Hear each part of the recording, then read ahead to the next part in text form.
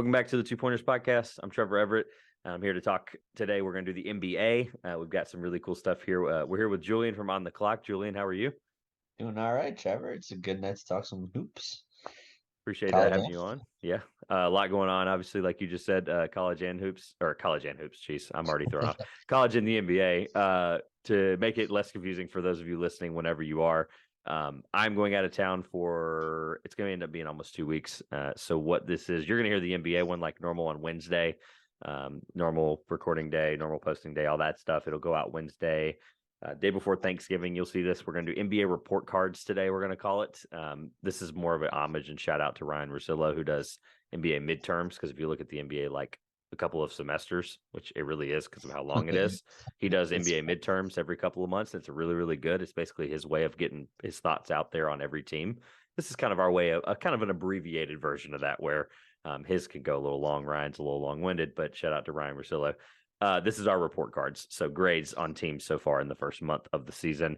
And then we are also as soon as we're done with this, you're going to hear us and see us in the same outfit on YouTube, unfortunately, because we're going to go ahead and knock out basically just like what I did with Grayson a few weeks ago with NBA week 1 overreactions. We're going to do college basketball in quotes week 1 overreactions. Obviously the first week was all teams playing crap teams. And then the week after was, some of these big matchups, the Maui Invitationals this week, things like that. So long story short, you're going to hear that. It'll be posted the week after Thanksgiving on the 30th. You'll see it that week because of that. I will be at a Magic game the day that goes live, so that'd be really, really cool.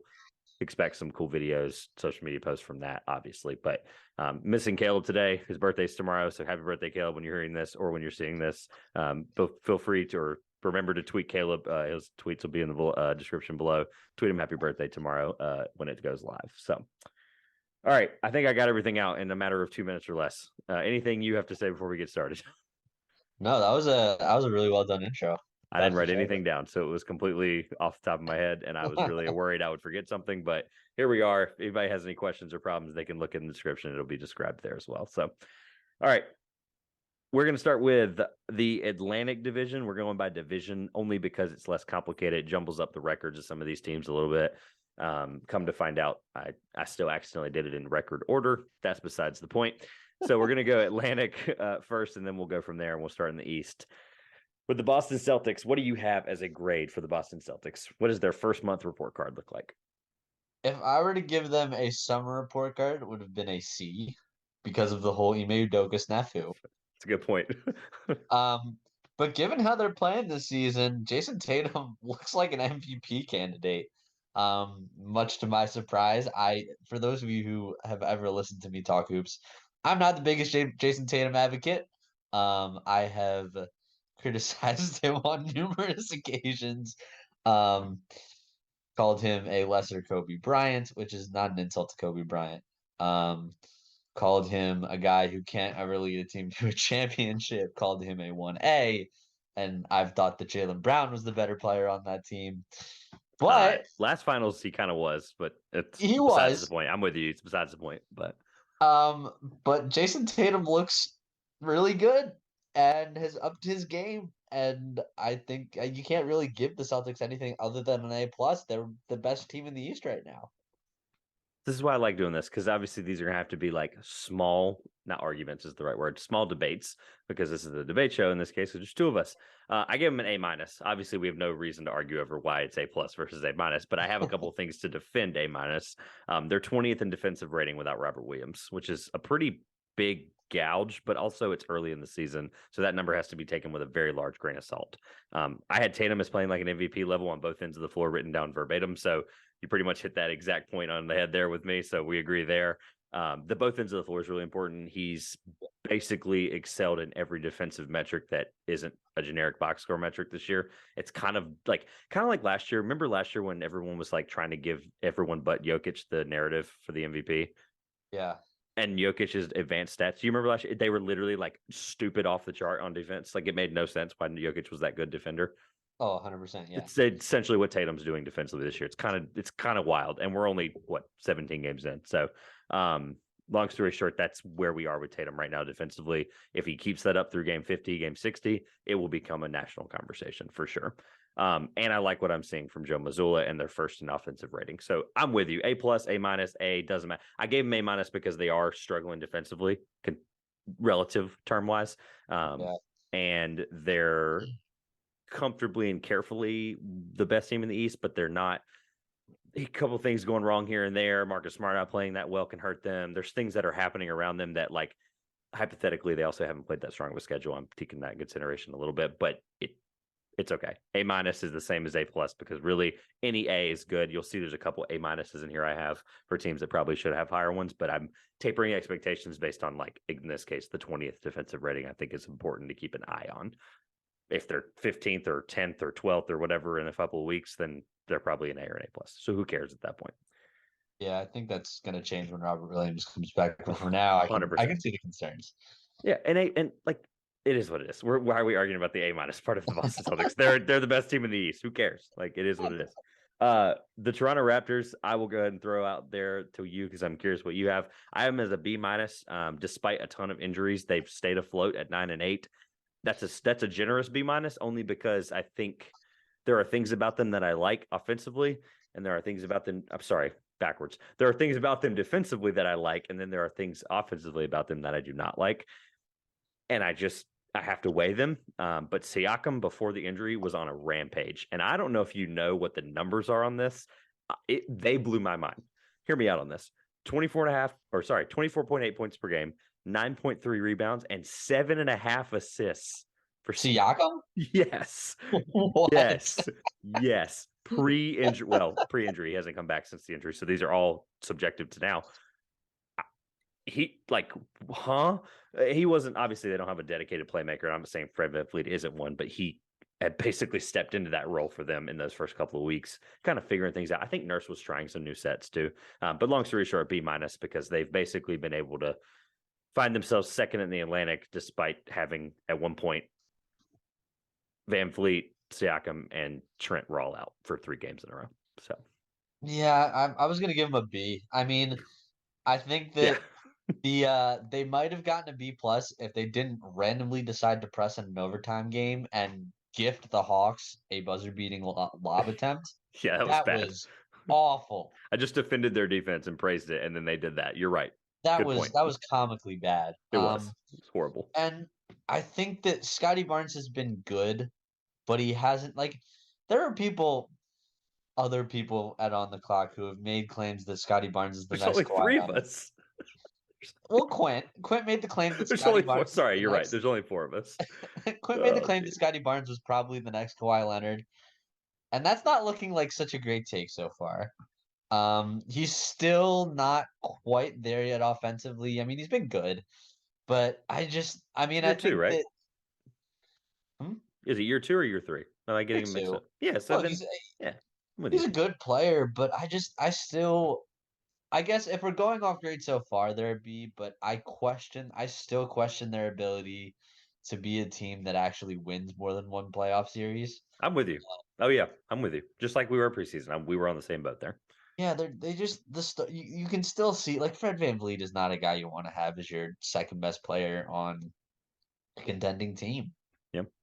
I'm being really careful too because I don't want to project too much on these. I want to give an honest report card, and you've done so far as well. But like, I can't not think that far ahead either. I'm with you. Like the Raptors, what we think about them in the first round in May is different from what we think about them now. But report card wise, they are B+ or B- or B whatever right now. They're B right now. They're not a bad team, and that's okay in late November. All right, this one's tough, so I'm gonna let you go first. What do you have with Philly? Where do you have your Philadelphia 76ers before I tear your heart out? Unfortunately, D for Doc needs to go as soon as possible. Jesus, man. D for Doc needs to go. Oh, there's nothing I can say that's going to top that. I have him as a C. It's literal Look, C, average. you can lump in all the injuries that are starting to accumulate for the Sixers. Fair. Obviously they're going to get killed by the Brooklyn Nets without 4 of their starters tomorrow. That's a given. I feel like nothing's a sure thing in the NBA right now. So I feel like at this point, I would not be surprised if they won that game by 12. I just wouldn't. If the Brooklyn Nets with Kyrie Irving a somewhat rejuvenated Ben Simmons and Kevin Durant cannot beat a Sixers team without Joel Embiid, Tobias Harris, Tyrese Maxey, and James Harden. It's tough. I'm with you. It's tough. I don't know what that team can do. Don't worry, we'll get to them next. They're next. So right, but the fact that Joel Embiid had to drop one of the best games of all time, to barely give the Sixers a win, just tells you all you need to know. Yeah, I heard all this every podcast I listen to, which is too many of them, other than my own, obviously, where that was everyone's point was he had to drop one of the greatest games ever for that team to barely win. I mean, you would think. I think basically the comment I took away from most of them was, so okay, so Embiid had 59, whatever. They had to have been blowing them out by 15. Like, no, they were down 8 in the third quarter. Like, it just doesn't make sense. My only thing, obviously, they're average because at the end of the day, when you lose Harden for a month, and they were obviously struggling before that, but I think that's just lineup continuity. They were going to struggle out the gate. That's okay. Like, I'm willing to give that a pass. When I'm not willing to give a pass, I love that you led with Doc Rivers, D for Doc Rivers. He hasn't figured out a single good crunch time lineup, and it's literally just going to continue to hurt them in the fourth quarter over and over and over and over and over and over again. I'm with you. Doc needs to be fired. All right, let's keep rolling. Brooklyn, I have him as a D minus, and I'm barely taking into consideration that Simmons just started playing well. Kyrie obviously just came back yesterday. What's today? Monday. Kyrie just came back yesterday, and KD is literally just having to score 30 a game to carry them to wins, and he's not even doing that. So I went with D minus, and I don't feel bad about it, and that's okay. I'm giving him an F, man. Okay, that's fine. We can move on. I doubt you have anything to say about it. That's the best part. I mean, anyone who's been following the Brooklyn Nets. You mean literally any channel ever? Like any TV channel, any YouTube channel, like any media outlet ever. That's why I don't want to talk about them. I want to do what Ben Simmons or Bill Simmons did, and he said, we're going to do a Lakers Nets free show today. And it was 2 hours and 20 minutes long. If they can pull that off, we can pull off a 45-minute report card show. Like, I'm not. Just, it is what it is. The Nets suck. Anyway, for Steve Nash. Yeah, right. All right, let's finish out the Atlantic with the New York Knicks. I gave them a C minus just because nothing has impressed me. They've been average, but they've been slightly below average, which is why the minus comes into play. Where were you at with the Knicks? I'm giving them a D because of how badly RJ Barrett. Okay, you're harsher than me. I'm figuring that out very quickly. This is gonna be fun. You know what? I don't care. It's what it is. The best way to improve is to hear the truth. The brutal, cold, hard, honest truth. Yeah. And look, Jalen Brunson's been great. He's the only thing honestly keeping them from being an F, to be honest. Julius Randle has had bright spots here and there. Jericho Sims is cool. Nice to see him doing stuff. Like, all right, we're bringing up Jericho Sims. This is bad. He's a good defensive player. Like, they've had some cool moments or whatever, but Jesus. Where are Quickly and Grimes? What happened to those two guys? I don't even. One of them's hurt, and I think Quickly's hurt right now. But yeah, Grimes should be playing. I'm with you. Tibbs is not the same coach that he was when he was in Chicago anymore. And no, honestly, I feel strongly about his firing than I do Doc Rivers, and that's pretty hard to say. So, I mean, I've been calling for his hiring on Twitter for 6 months, but I'm leaving it be. I would not like to have an entire Ravage fan base after me again for the second time this year. So I don't know if the Knicks fans are the ones you want sicked on you. I mean, look, all jokes aside, Josh called me a closet Knicks fan for 2.5 years on the show, and I'm totally fine with that because I really have been. They were my first game ever, and I've enjoyed the Knicks. And honestly, if they win, I'm going to quietly be celebrating in my own little corner, and that's okay. I'm going to pull for them, but it's never going to happen. They're kind of, if people joke about they have an East Coast team, they're my East Coast team, as sad as that is. Brunson's being inconsistent. I don't think he's been bad. Randall's been, here's how I'm going to safely put it. He hasn't been 2020 Randall by any stretch, which was third team All NBA. But he hasn't been cut the guy last year Randall. So that's good. And we've kind of hit this weird middle ground where we're like, cool. So he's a top 75 player in the NBA, but what is that getting you in the East? And then Barrett, a guy who, again, in my basketball circles that are not on the clock related, I get dragged through the dirt on my thoughts on RJ Barrett. I am a guy that will never let go of his stock. That is okay. And he's fallen into a huge slump, and that is what it is. All right. I'm with you, though. Where are Quentin and Grimes and Emmanuel quickly? Fire tips. All right. The Central Division, we are leading off with the Milwaukee Bucks because, again, accidentally put these stupid things in record order. I gave the Milwaukee Bucks an A for a couple of simple reasons. They've had no Middleton, and they're second in the East. They were first up until recently when Boston, I think, has played one extra game than them. And then, I don't know, there's some reason that they're one game ahead.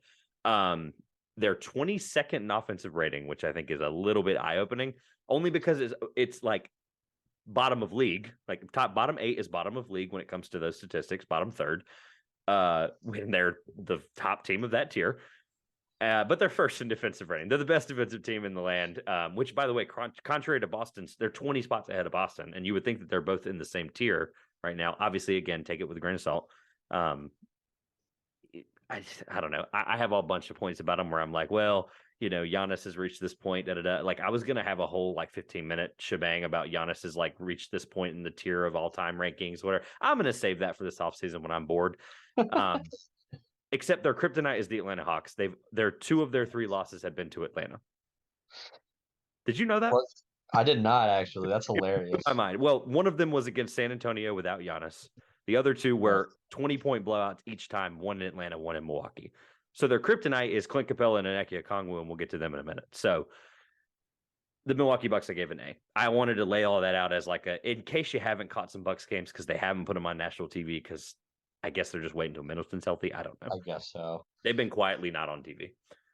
Look, the offensive stuff, it's the same. It's honestly flip Robert Williams and Chris Middleton and flip offense for defense, and it's exactly. I'm with you. It's exactly the same team. It's just flip. That's done. So an A. I have no disagreements on that. Yeah, I don't have anything to add. They've been very good. Some of these we're gonna coast. Some of these are gonna be like, yeah, dude. Honestly, you laid everything out. What do I have to say? Yeah. Clearly the Bucks are the obvious. They're gonna be a title favorite come May. So it is what it is. What'd you give Cleveland? I got to give them an A+. Okay, we'll disagree a little bit. So the reason that I think that their record is suffering is a big part due to injuries. Yeah. But the reason I'm giving them an A+ is because the Donovan Mitchell trade is working out phenomenally for them. I agree. That Garland, I have my doubts about it in the playoffs, but if we're going on what we've seen so far, which is the point of this, I have to give them an A. I mean, Mobley's taken another step forward offensively.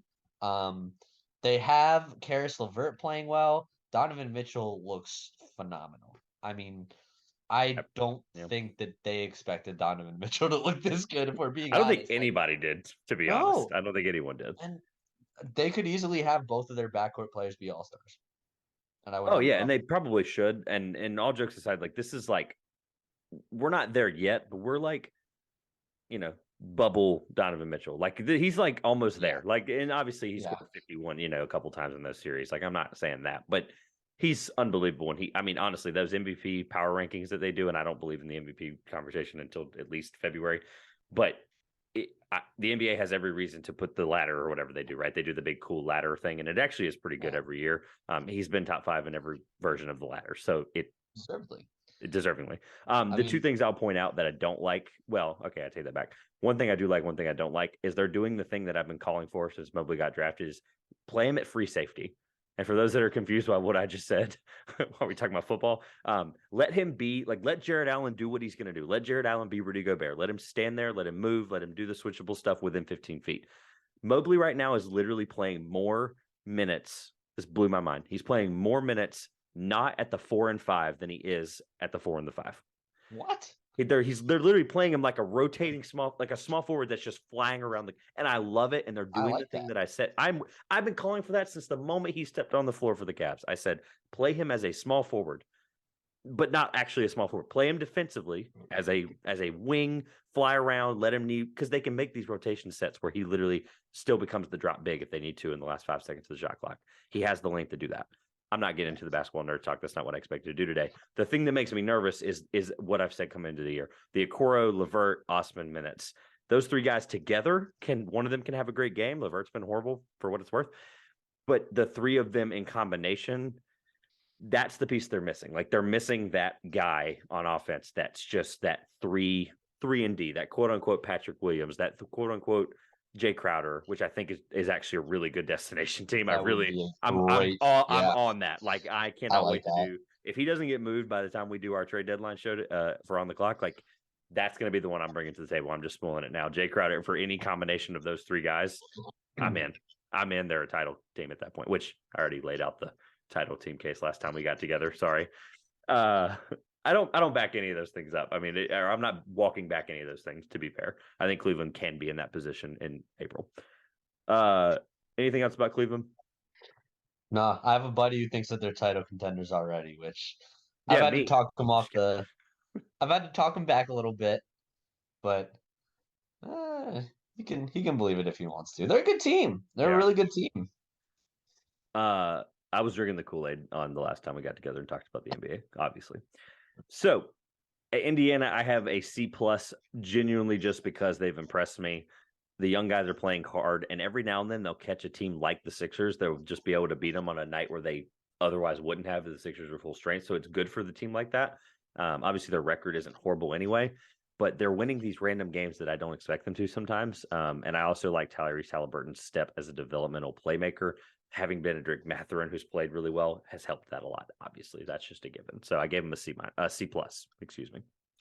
Yeah, I'm giving him a B just because I think that they hit the Wow. Mathurin pick so well. Yeah. Um, and I mean between the Sabonis trade, there's probably going to be a Miles Turner or Buddy Hield trade that they're going to do at the deadline. Um, Yep. look, they're Yeah. they're Hopefully. outperforming what they should be doing this year so far, but I think that given the way that the Mathurin Halliburton backcourt has been playing, and they've had Halliburton, Hield, and Mathurin out to close games, which I really like. Um, so I got to give them all the credit in the world for the fact that they made the right trade at the deadline and they made a fantastic pick on draft day and picked probably a guy who's in the conversation of rookie of the year. Lock for all rookie first team. Yep. Um, Honestly, with Banchero being down now, it's been the second week without Banchero. I mean, obviously, a rookie of the year, you can play 51 games and you can whatever. yeah. But I just love the irony of the Hield Turner Mathurin statement down the stretch because how funny is it that Buddy Hield's the oldest of those three in that timeline? Isn't it weird? It's like, the timeline of the Pacers, you have a 20, whatever. I'm saying he's 29 for the example. He's not, but he's really old for his age where he was drafted. And then Turner, and then you have a guy who literally is 19 you just drafted. The Pacers got to figure something out with Hield and Turner because I'm just sick of the rumors for a decade at this point. Yeah. That's where we've ended up.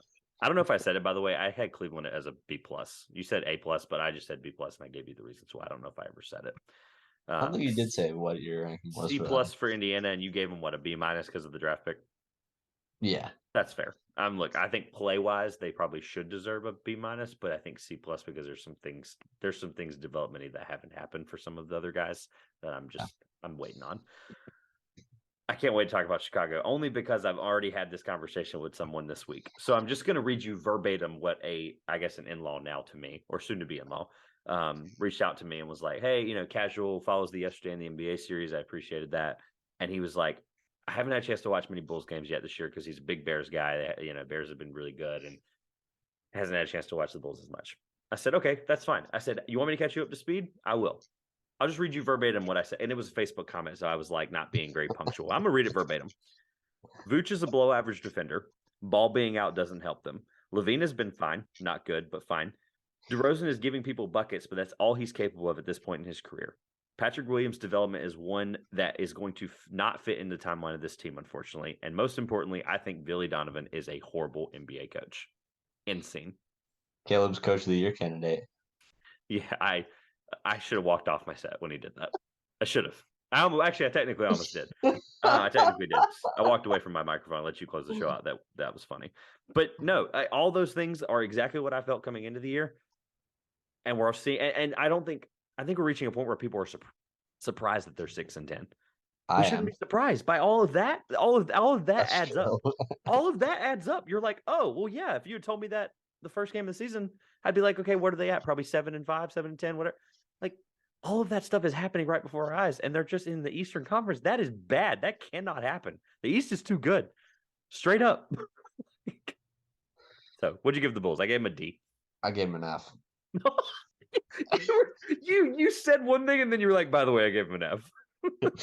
You're like, well, they like yeah, they do. They suck. I did expect them to be like I should have better. expected this, but like they were a good team last year and they returned everyone.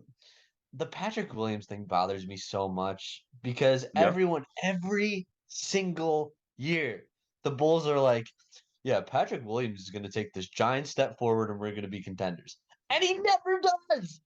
Yeah. I've heard it Still for like early. 4 years in a row that Patrick Williams is like a dark horse for like making this crazy jump and like I, I was never there at 4 with him. I'm sorry. It is what it is. and they have so many guards. They have Yeah. like the fact that they have so many guards and they haven't traded for a big to supplant Vooch as like their rim protector is like Well, they've been playing how do you Drummond not 25 minutes a game. Drummond's been awesome. Drummond's been their best player. but like you would That's think that serious. like with Kobe White, Zach LaVine, Javante Green's kind of a guard. They're playing him like one. I'm with you. Yeah, they're playing him like Yeah, one. like Alex Caruso, Lonzo Ball. I would Did I assume say move. Dosunmu Yeah, already? nope. That's number 6. Did I say Kobe White already? You did. Yeah, you got that. It's So 6. that's that's six By the way, guards. I'm going to help you with your point. That's 6 guards that aren't named Lonzo Ball. DeMar DeRozan's like basically a guard. I'm with you. All of it's right. I'm with you. They're literally their only forwards right now pretty much are Patrick Williams and Vucevic and Drummond.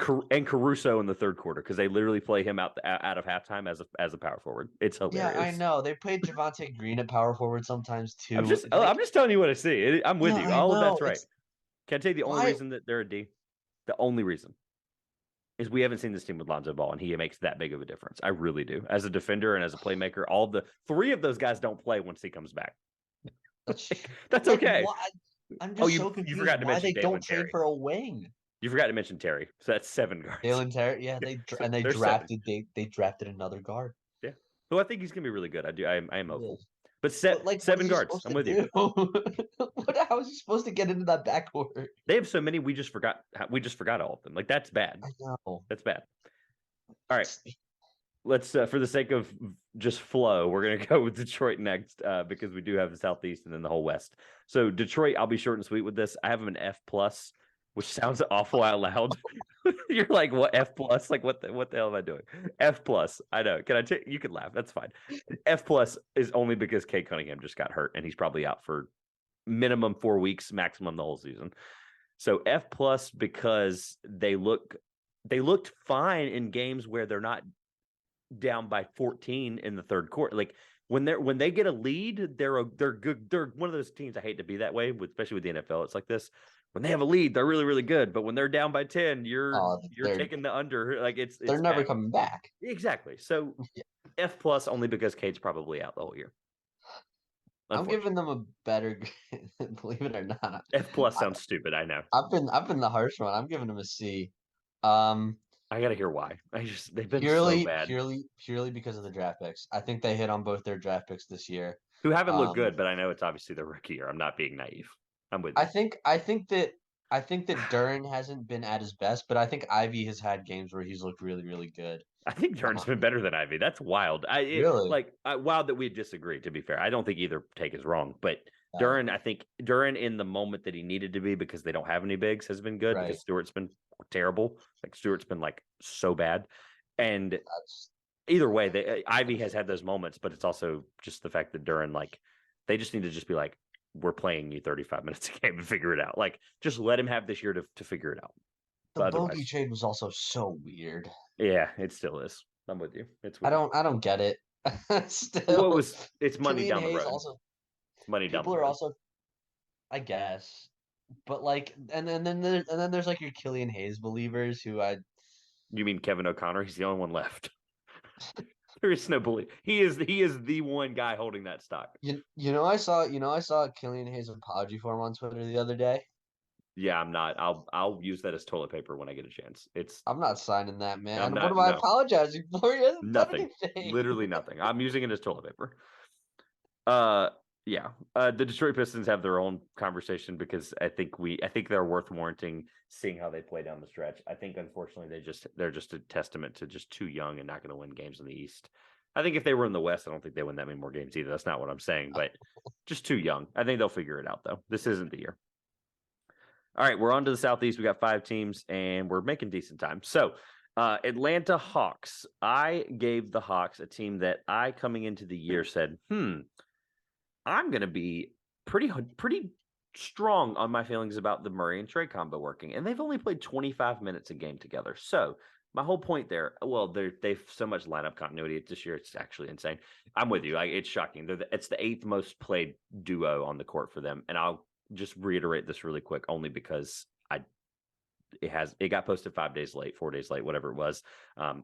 Last week's pod went up on a Saturday. So if y'all are listening right now, please go watch that or listen to that. It was only 25 minutes. My God. It went up 5 days late because of life.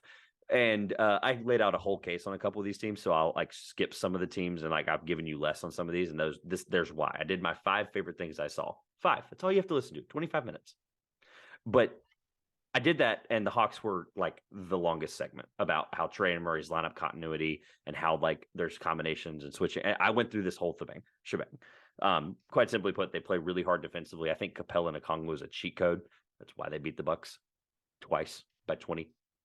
And I think the Murray and Trey combo is going to work better the more minutes they play together, and they've only played 25 minutes a game together. That's it. That is my 2-minute or less abbreviated version of my 15-minute rant on the Hawks last week. So last week that no one listened to. So please go listen to it. Appreciate it. B+. What'd you get? Yeah, I'm giving them an A. I didn't think it was going to work as well as it is. Teetering their A. Yeah. Teetering their A, B+, whatever. But they look like they're going to be a team that contends in the East again. Yep. And they seem to have stuck all their eggs in the right basket. So I got to give them credit. I like that. Stuck their egg. And they don't have Bogdanovich right now either. He'll be back. That's right. Or Hunter. Yeah, they just lost him. Yeah, they just lost him. Yeah, unfortunately. Which is why AJ Griffin's going to make the start tonight, which is unbelievable. He's been playing well for them too. Guy that I'm going to end up going. It's going to end up being an all-time draft miss. Anyway, I can't wait to do that on the clock one day. Is what's some guys recently that you're just absolutely going to end up biting the bullet on? And it was for me, AJ Griffin. All right, Washington Wizards.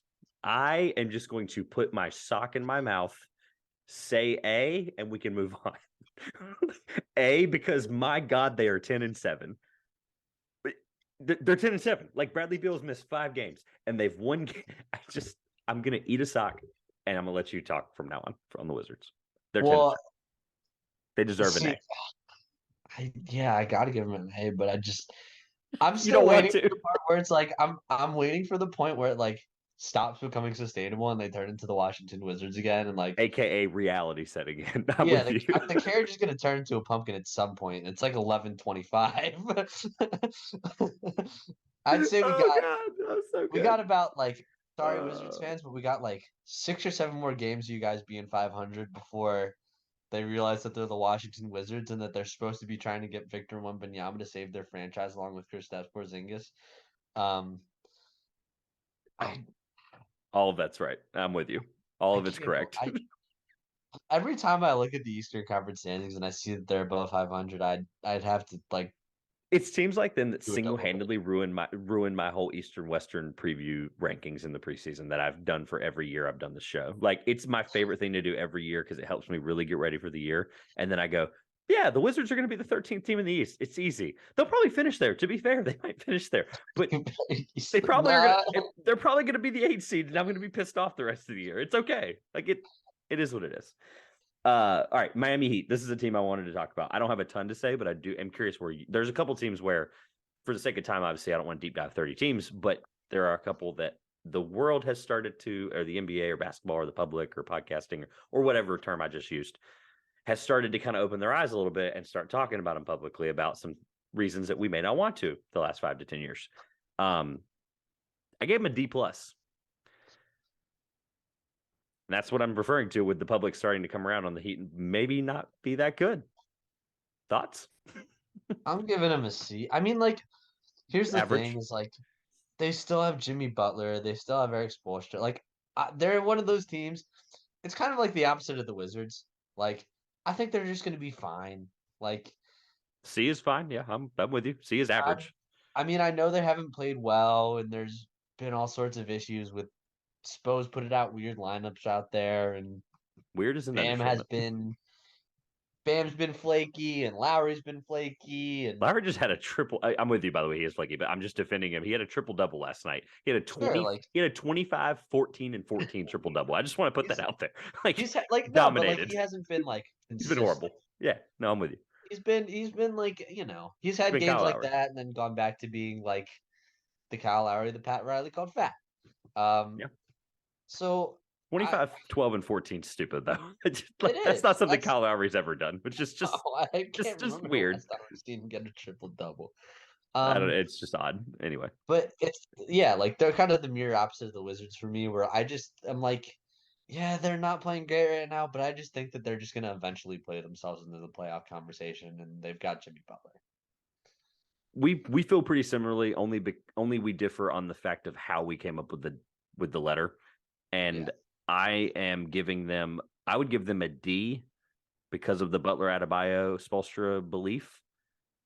But they've been really bad outside of those three people. Like the rest of their lineup's been horrid, and the rotation is heavily reliant on those guys. And literally anything happens to the three of them, like this team could spiral really quickly. Like they lose any of those guys for 40 games like they did last year. Like last year, Adebayo missed 31 games.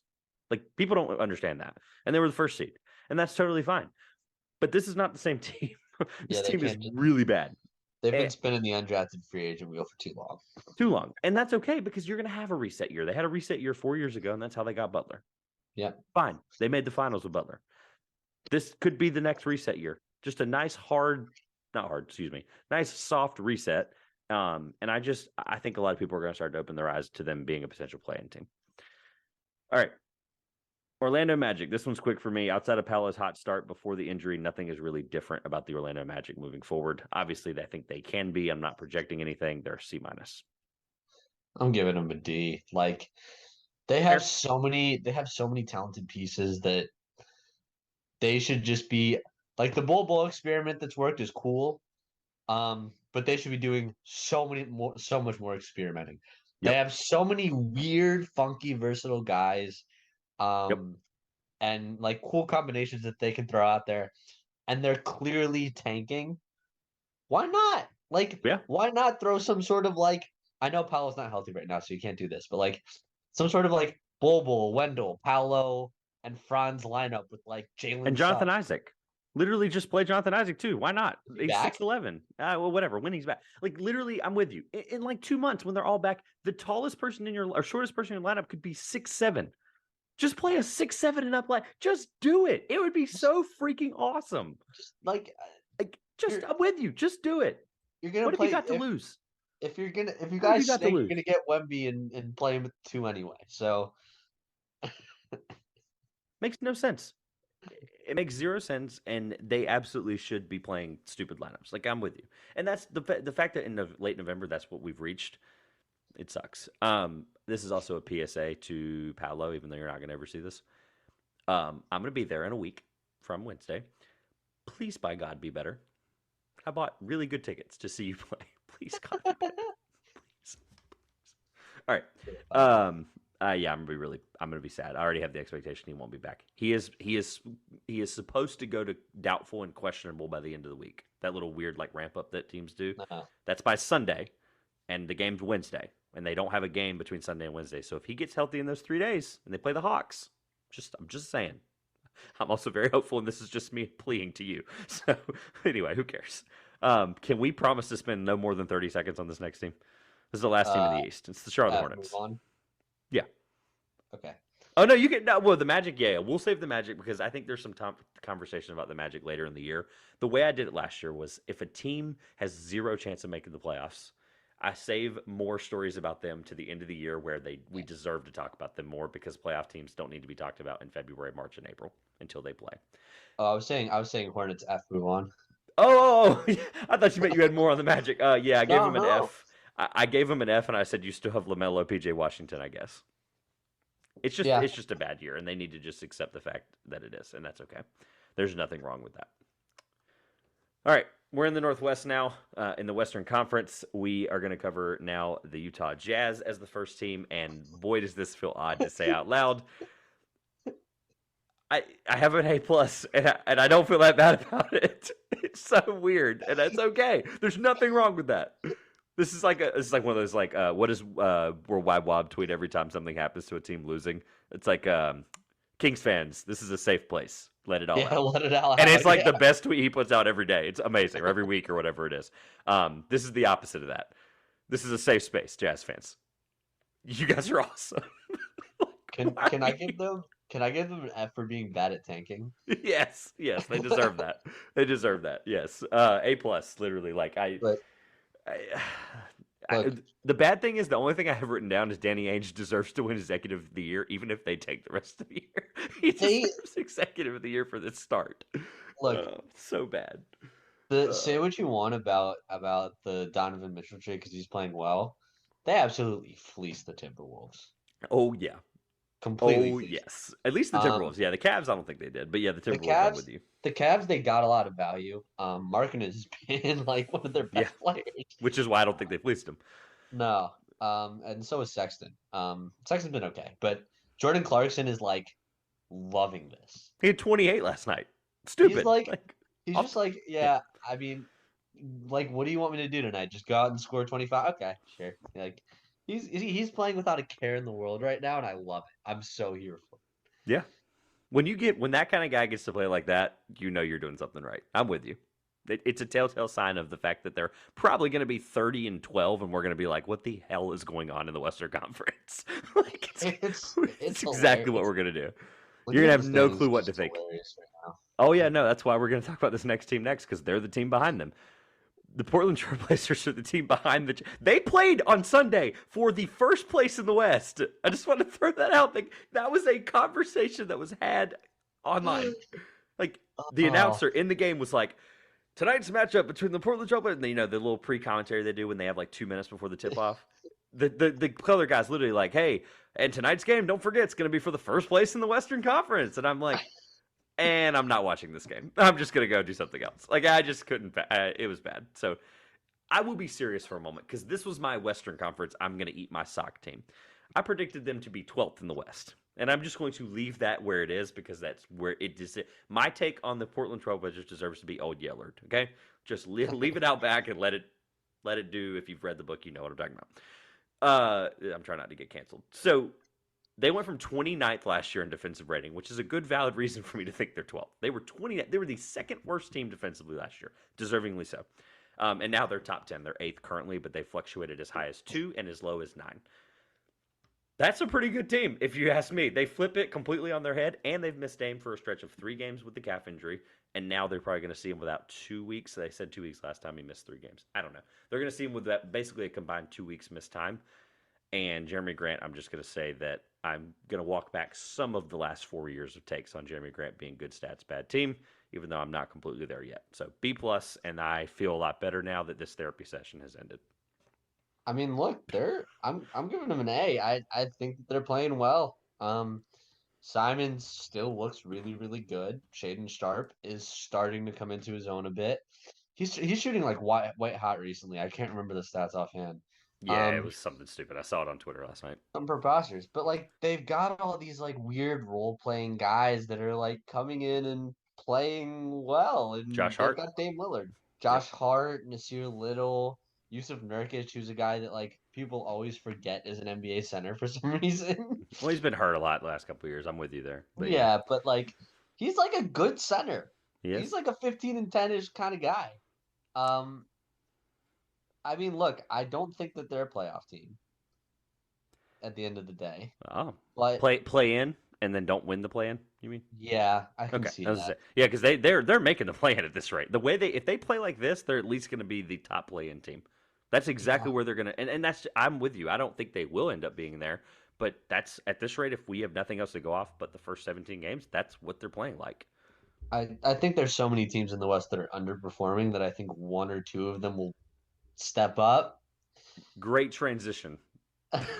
Did you do that on purpose? Because the next team No. looking, the third team in the division. I'm a gambling man. I've just never said it publicly much, but whatever the odd, like right now, this is my PSA. I'm gonna probably repost this on TikTok. Whatever the odds are, I don't care what state you live in. I don't care if you have to call someone overseas for this bet. if whatever the Denver Nugget Northwest Division odds are, please put $1 million on them. they are they don't no way they're not losing this division. They're the best team in this division by a long shot. Okay, they're the third. They're looking up 2 spots in their division right now and going, "What the hell is going on?" Like, that's exactly what's happening. I'm dead serious. Well, I think that they're looking below them and they're like, "Wait, Minnesota's a dumpster fire." I thought you guys were supposed to be our competition." They must. I mean, Jamal Murray's not up to speed yet. No, that's fair. Yes, I'm with you. As a fantasy owner of him in a lot of places, I'm not happy about it. I spent way too much money on him. Good, though. MPJ's look good. He's looking awesome. He's shooting 48%, or sorry, excuse me, it came down last night. He's shooting 45% from 3 this year on 6 attempts. Michael Porter Jr., that is. Yes.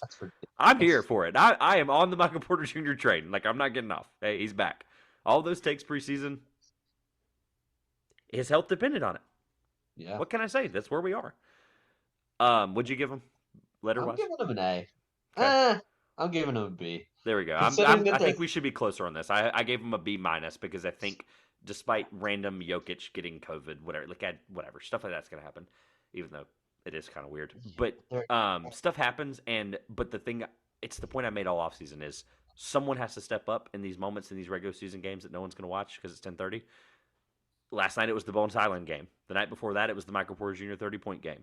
The game before that it was Aaron Gordon hasn't been there. Who was it? It was oh gosh, what's his name? Bruce Brown. Bruce Brown had 34 the other night. It was stupid. So every night they've had a guy that's won them the game, other than Jokic, Murray, Porter. They're doing the right things.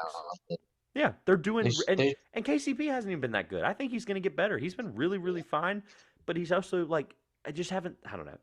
That's a whole other rabbit hole with KCP. They can win a title if he ends up being one of their best players, off the bench. I'm dead serious. KCP's that big of it. He was a difference maker for the Lakers in 2020, and I think people forget that. Their bench is stacked. Yep. All right, so the team below them, like you mentioned, I wrote dumpster fire. Sorry, Caleb, and I put D+ for the Minnesota. I gave him an F. Yeah, they're falling apart right before our eyes, and I don't care what anyone says about playing it out. Don't play. This is not going to end well. Me and you have both talked about it from when they made the trade. The fit it makes no sense. Karl Anthony Towns, the whole reason that they had to make this trade is because Karl Anthony Towns is a weak rim protector. Yep. It's just the fact of the matter. And then they forgot to address the fact that D'Lo isn't a good point guard. They traded away their best role player, in my opinion, in Pat Bev. Although you could make the case for Jaden McDaniels, but I think from a leadership perspective, that locker room is a mess. And I think and Jared Vanderbilt, they traded him too. Remember that? He's really good for Utah. He's really good. It sucks. I just threw out a name that you definitely forgot about, and that's totally fair because you should forget about him. He got lumped into that trade that shouldn't have. Anyway, they're a mess, and I think that it's another one of those situations where their GM was like, "Oh yeah, Twin Towers, that works. Let's do it." And I don't think that their game Gobert is such a disaster offensively, man. It's embarrassing how bad he is when he's not just roaming around the rim. He gets the rebounds, that's cool, but it's basically 4-on-5 for them on offense. He gets the ball sometimes, and he literally looks like he forgets how to hold a ball. And that's not a joke. That's not supposed to elicit a laugh. I promise. They are literal plays where I've seen him be. Russell will dump off the ball on a drive. Obviously, remember Russell's left-handed. He'll dump off a ball with his right hand on the side Gobert's not supposed to be on. First of all, that's the problem. And then second of all, he'll get it and he'll turn and then it's like his feet get completely pretzeled and it doesn't make any sense. And then, mind you, all the jokes about Donovan Mitchell passing to him 14 times or whatever it was in pick and roll. Anthony Edwards has passed. People have seen it by now. This isn't a breaking story, but Anthony Edwards has passed it to him 4 out of 112 or 15 times in pick and roll situations. And you wonder why Anthony Edwards is shooting 38% from the field. It's because you're not passing the ball to your big man that at least can dunk the ball. Well, it's because Anthony Edwards can't get the dunks himself. Yeah, because people are in the way. No, I'm with you. Yes. There's all these reasons that all add up to the same thing. And I'm just going to say it now. The train is going straight for a wall, and the wall's not moving. Like, this team's going to run into a wall, and we're going to watch it burn right in front of our eyes. And honestly, I'm going to kind of enjoy it because the trade was one of the worst trades in NBA history, and I'm not backing down from that, and it is what it is. I completely agree with you. Also, just D'Angelo Russell's a big part of it, too. Let me not let him catch a stray here. Like, he deserves to catch a stray in this one. he like we saw it in the playoffs, and I think that the thing that they were hoping was that Ant would just take over the offense, No. and that hasn't happened. I'm an Anthony Edwards truther, and I could have told you that wasn't going to happen. I was an Anthony Edwards believer after the playoff series, but I've been in his whole career, and I tell you that wasn't the offensive taking over thing wasn't happening. This team's not built for that. This is a head coach not built for that as well. I'm going to make sure, honestly, every person in this organization deserves to catch a stray. This is new GM and new owner syndrome. I've said it my whole time covering basketball. Every now and then, teams will have these situations, and we can move on after this because I think I'm going to run into a wall after this. But these teams will have these situations where they get a new owner, they get a new GM, they pay Connolly $1 billion in stock options. They gave him literally the farm, and they said, here you go, make a big move. He said, how about a 3-time, almost 4-time defensive player of the year that literally doesn't know how to shoot a basketball outside of 4 feet? And here we are. We've learned our lesson. This team sucks. My rant is over. you gave him what, a D minus? I gave them that's a good question. I've already moved them off the screen. D plus. Okay. I'm changing it. They an F. They suck. Thank you. Yeah, there you go. I'm changing it. I feel better now. I feel emotionally better after that moment. So I don't want to spend forever on the Thunder, even though they do deserve their flowers, only because I gave Shea like this. I could have done it. He could have literally been all of last episode. My 5 favorite things were 5 different things Shea does offensively. Like, literally could have been the podcast. He was the lead for the episode. He was the first thing that came out of my mouth. So, again, some of this is a situation where you know, whatever, you can go listen to it if you want. Obviously, you know how I feel about Shea and group text and stuff, but he's a bona fide all-star, bona fide star, and they've won close games that they otherwise wouldn't have won, and they're missing Chet Holmgren, so I gave him a C+. I'm giving him a B. B's fair. I think that we're seeing the Presti magic finally start to take over in the process of, whatever the hell they're doing. Is finally starting to come to an end. I think they're finally finding a few guys that they can build around. Hopefully Chet comes back soon because I really do want to see him on this team this season. I honestly think there's a shot that they can make the play-in, which is crazy, absolutely insane to say. No, I'm with you. I think they can too. Shea's that good. Shea's that good. Leading the NBA in drives, but he's top 3. He's 3rd in points in the paint. The closest guard after that is 21st on the list. Jesus. So that's important stat just because, he's a 6'3" guard. We're going to rapid fire the Pacific because neither of us want to get canceled, and this is a report card segment and a lot of dedicated fan bases in this division for those who don't know. So Phoenix is number 1 right now at 10-6. This division is very, very up for grabs by any team at this point other than the Lakers. So 10-6 Phoenix, I gave them a B. Injuries, obviously, we don't know.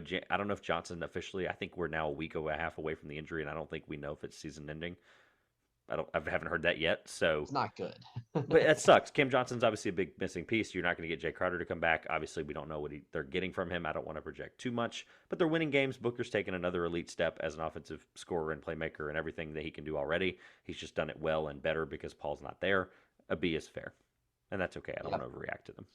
I don't really have anything to add on that. They're, the Crowder stuff is probably what prevents me from giving them an A.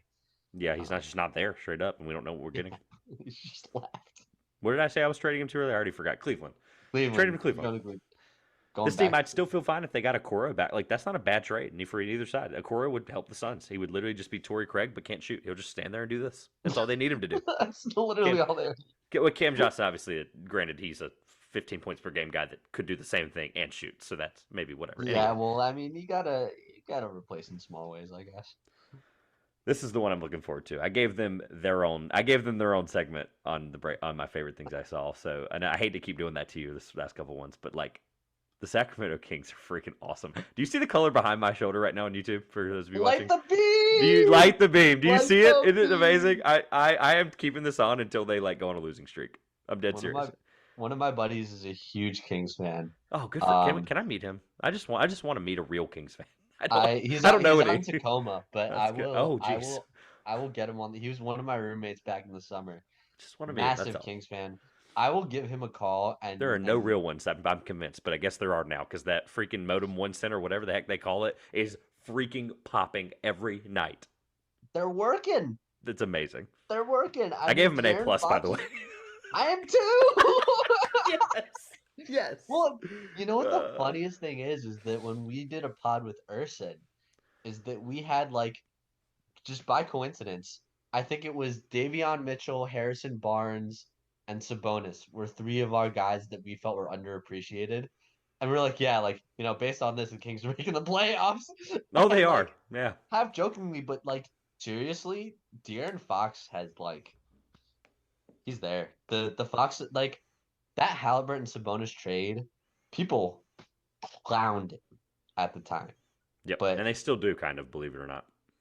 I wouldn't at this point. It worked.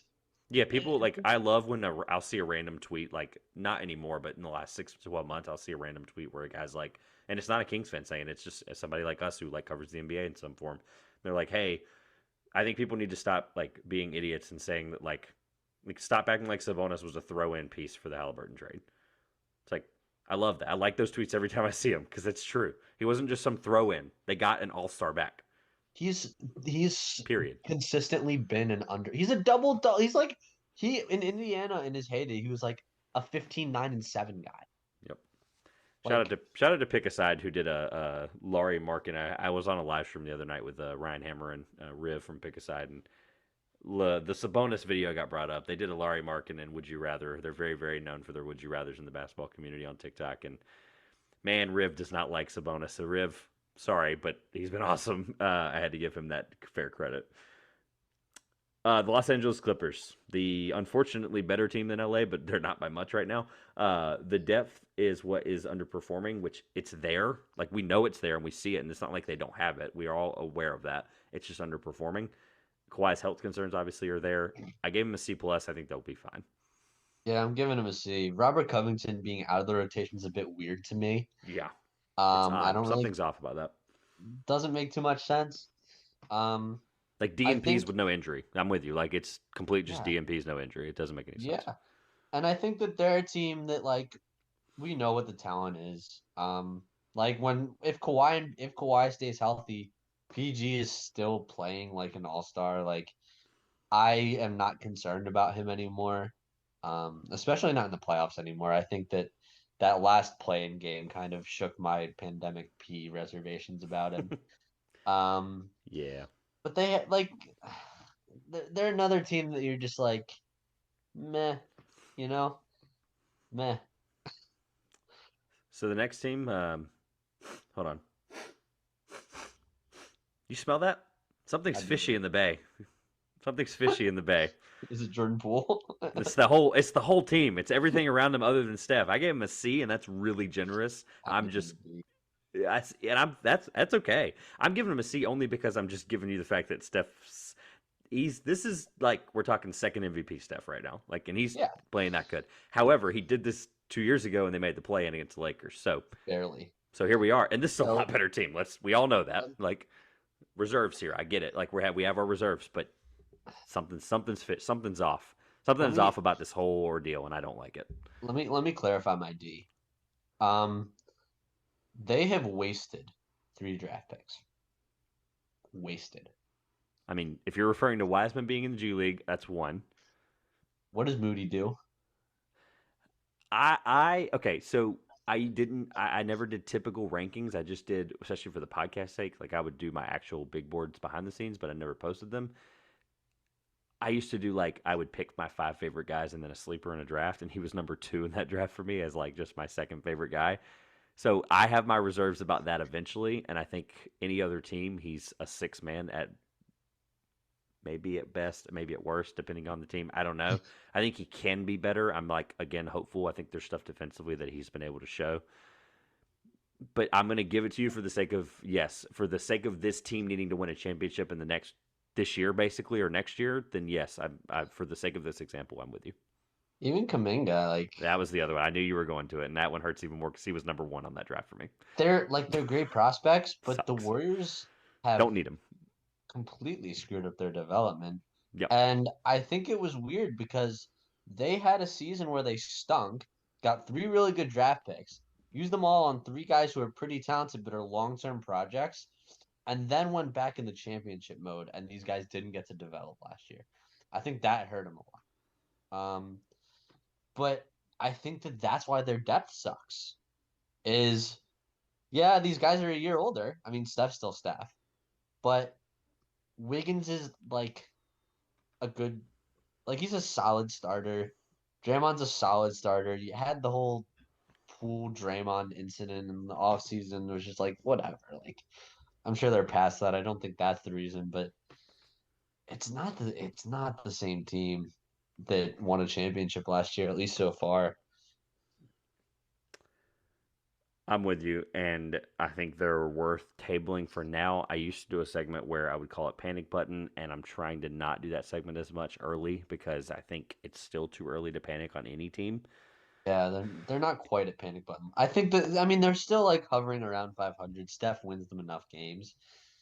The I cool thing think if about they Panic were Button too is it's intended to be a 20-minute deep dive on why a team can be worthy of the panic button or are worthy, like as in why we should be panicking, and then yeah. so 10 minutes on that, and it's 10 minutes on a convincing case from both parties on the show. So like obviously in the past it was Josh and I both. It was 10-minute open conversation about why they should be panic worthy, and then why they can return it around. So I think they're worth tabling because if they're like this in late December, like come Christmas, if they're like this, like if we're having this conversation a month from today, they need to have their own 20-minute panic button. I'm with you. Yeah, I agree.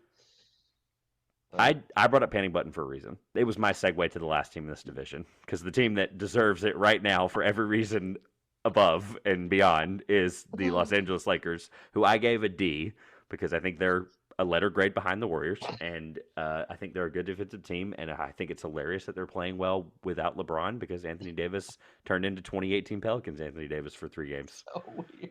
Yep. So I'm. You can say whatever you need to say, but the moment you're done, we're starting the next team. So go right ahead. I'm done. I'm, gi- D. I'm, I'm sorry, Trevor. I'm giving him an F. Thank you. Just yell at me while you're at it. No, it's okay. um, I have uh, my reserves. I have my reserves. I'm with you.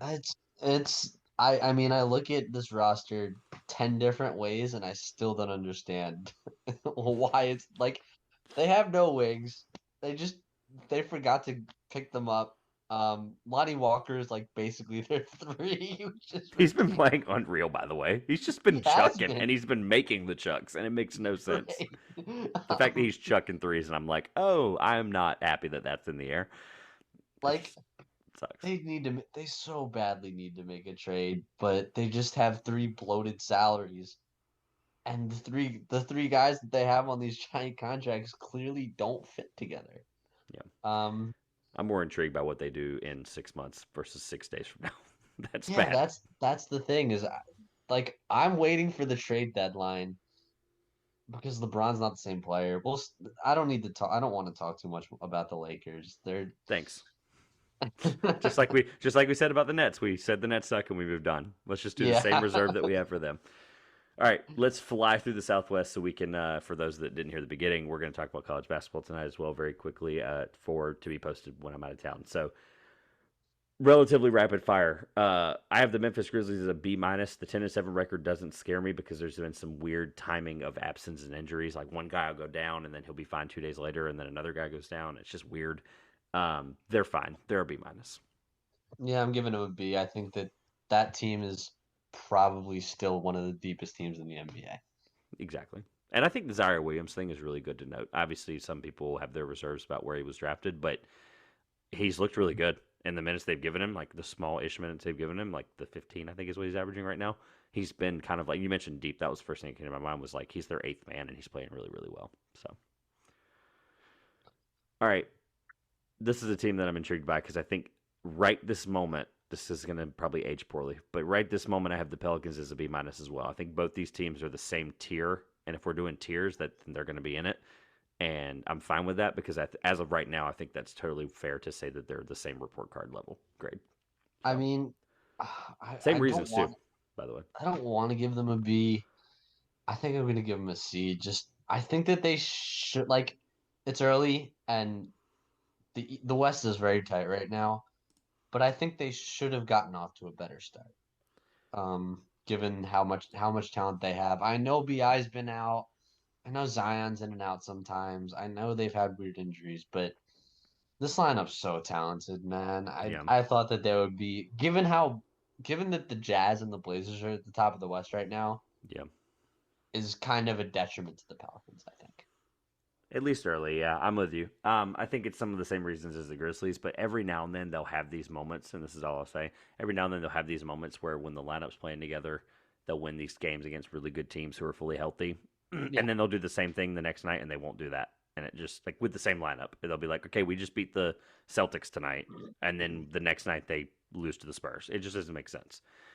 I'm with you. I think that's where I would go with it more would be the inconsistency of it. I think it's just more. Um, a lot of people would say that this next team is in the same tier that I had, like B minus, B minus, and then maybe still B minus for the Mavericks. But I gave them a C plus just because I hate the lineup combinations and I love Jason Kidd. But it's not his fault when I said it every year that the roster sinks around Luka, and they just can't continue to figure out the fact they're not even playing Christian Wood in crunch time or off the starting line out of the starting lineup. But he's been really good. That's what I'm saying. So he's been amazing Yeah, I from know. basically the end of the first quarter to the beginning of the fourth quarter. That's all he plays, and that's okay. Like 26 the other night, he's Luka's best pick and roll player, and he doesn't even play with him in the starting lineup and in crunch time. How is he Which he his should. best? How is he his best pick and roll player, and he doesn't play with him in the two most important parts of a basketball game: the start of the game and the end of the game? Like that is eye opening to me. I love Kirk Goldsberry, but like, and people were firing off, and the Christian Wood love was all over the place on Twitter that night when he set that out. But I was the opposite. Why is he the best pick and roll player for with Luka? Like, why is he statistically the best guy with him, and he's not with him the two best times of the game? Excuse me, but you're losing the first round playoff series if that's the case. That I've been holding that in for way too long.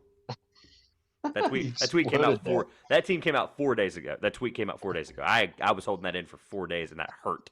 How long I held that in? Because like, am I like first time I bring this to light? Am I valid in that thought process? You can be 100%. honest with me. Okay, all right. You can be honest Yes, with me. like All right.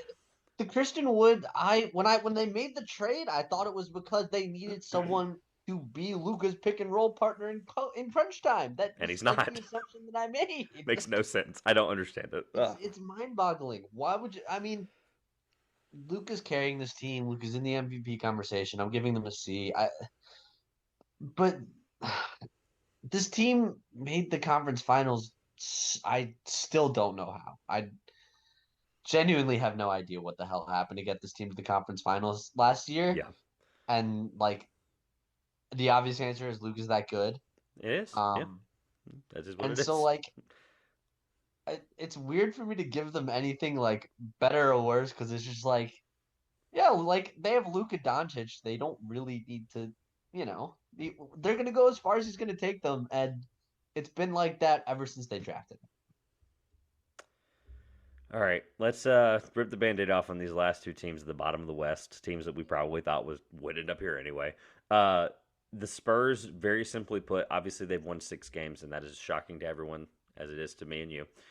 Um, but reality's starting to set in, and the only reason they're getting a D plus is because Greg Popovich is awesome and Keldon Johnson's awesome. That's literally the only reason they're not an F because those two guys are amazing. Devin Excuse Vassell's me. awesome too. Yeah, I yeah, watched spurts. I'm still I not a watched him believer. start a game like 8 for 8. Yeah, I'm I'm still just like I'm a Keldon Johnson truther, and I'm just still not there on Devin Vassell, and I understand why, and that's okay. Like I get where both people have their reserves about it, and it's okay. Like I understand it, and I'm totally fine with like being happy I was right about Keldon Johnson. And if a Devin Vassell turns out great, then I'm not going to sit there and like try to find every tweet saying he was going to be better than Keldon Johnson. I'm not going to do that, but I should do that. Those people deserve it if that happens. Um, yeah, they're like a D for me. I yeah, mean, D plus, D minus, like it's all the same there. ever. This next team is basically for me the Pistons. Preseason they were the Pistons of the West, and how I valued them and viewed them, and I gave the Pistons an F plus. I gave the Rockets an F because it's really hard to watch the Rockets play basketball. I'm giving them an F minus. Like I'm Ouch. so just Rockets Twitter, I love you. I really do. I'm well, on it. like the fact that they are not playing Josh Christopher enough, that they still don't really have an actual point guard to put. Like, are they trying to play Jalen? Is Jalen Green supposed to be like their point guard of the future, or like, are they Is going to Kevin Porter operate through Jr. supposed to be that Şengün? guy? Because that's what they've Where the tried to hell do. is Usman Garuba? Why Well, is Bruno Fernando playing? yeah, Like, I'm with. Yeah, I was waiting for that. Thank you. why does Jabari Smith not look like a number 3 pick? Last night he did, but that's the first time all season he has. Right. I'll I give you mean, this. You remember the point you made about the Magic, about how they just need to why not and try things? I have yeah. to give Silas credit. He has why not tried things all year long, and that's why they're 3-14. Like he's But like, you like know the what? things Usman that he, Garuba's played 5 more minutes at the 5 than he has at the 4 and 3 combined. but the why not things he's done have made zero I sense. know, but that's okay, and that's the team that the 3-14 Rockets need to be. I Why not? guess. Why not play Usman Garuba at 5? Why not play Josh Christopher 2 minutes? Like I'm obviously joking about the Christopher piece, but there are things there that are happening, and Şengün I think is going to work out. I just don't think Şengün's good. I don't think this is the right team for him, and I think I'm starting to realize that quickly. Like I think it's just going to start like being eye opening that he's not the right guy for this team. I think he fits on a lot of teams a lot better. And I'm not Rockets again. Rockets Twitter. I love you. I've had plenty of your people on this show. Don't you dare come after me. I will own I, up to that. I'll be clear. I love Rockets Twitter. before we finish up on the Rockets, I have an important question on them Go because ahead. me and Caleb had discussions on this. If you're the Rockets, Oh boy, you get the number 1 pick in the draft. You win the lottery. I know Do you exactly what take you're about to ask Wemby me. or I do you know. take Scoot? I think Scoot's a perfect fit for the Rockets. I do too. Which is why I pray they don't get the number 1 pick because I don't want to That's hear that conversation for 3 months. I really don't. okay. Because I've been thinking about it. Like we were talking about what they could potentially do with some weird lineups, but like, Like why fit. don't Like you just what fit makes draft? more sense? Why don't you? Yeah, like why don't you take your backcourt of Scoot Henderson and Jalen Green and be happy for the next 10 years? And just know that you're going to be in the Western Conference Finals in 5 years. Straight up. Yeah, Like you get all that wrong, and you're still probably gonna. You get a lot of things wrong. You still might make the playoffs with those two guys next year. Like 100%. stupid. Like They're Scoot's that good. I'm like any other draft. Scoot's number 1, and we're thinking about him the way we think about Wemby. I agree. Period. Like I completely sorry, agree. but I mean Wemby's making 363. I'm obviously exaggerating. Like, but he's making like 363s, and it just like it doesn't make it. He looks like a helicopter out there. It makes no sense. He's a one of a kind generational talent, but like Scoot is so obviously an NBA player. So obvious. Period. It's at 18 years old. Makes no sense. He's Playing 18 his years old. second year against G League competition. And he looked like this last year too. Yes, he did. Way more inefficient, obviously, but yes. But yeah, I'm with you. No, I knew exactly what you were going to ask as soon as you asked it, and guess what? I don't care if this gets tag rated. I think Scoot's the better fit. So I'm with you, and I think you both, are probably there too, right? Is that why you ask? Yeah, The fit I'm makes more there, sense. and I think that yeah, The NBA fit people are gonna like oh best available like the Rockets don't need best available. They're bad. It's okay. All right, that was a lot of fun. There's a lot of teams, a lot of thoughts, a lot of report cards. I'll make this really short and sweet. All the on the clock stuff will be below. Julian's stuff will be below. All of my stuff will be on the screen, obviously, right somewhere around here. If you have enjoyed this, feel free to obviously leave a comment, like, subscribe, all of the stuff, as well as don't forget leave me your report card of don't do every team unless you want me to not read your comment. I'm kidding. Please comment. But let me know the report card. Your favorite report card, maybe A wise, maybe your favorite report card, maybe D or F wise, in the comments below. Thank you all for the support the last couple of weeks. All of it's been greatly appreciated. So this has been the 2 Pointers Podcast. I'm Trevor Everett.